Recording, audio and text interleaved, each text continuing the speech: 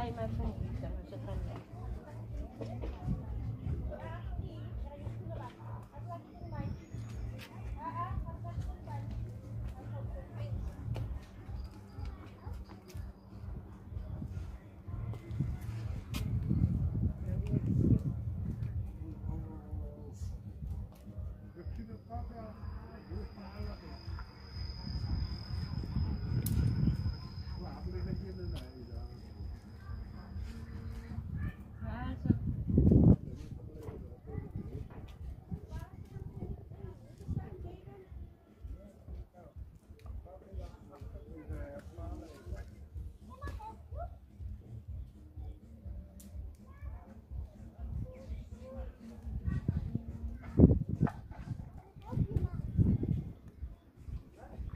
Hallo, hallo.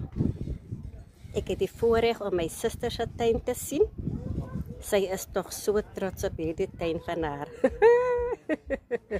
Sy het van alles en nog wat.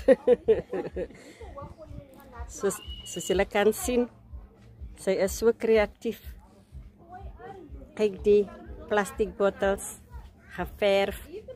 So, sy maak ook gebruik van oorbindbare materiaal. Baie trots op haar.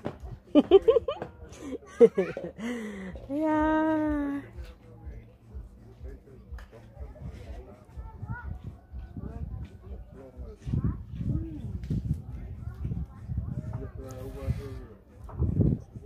Wonderlijke dag.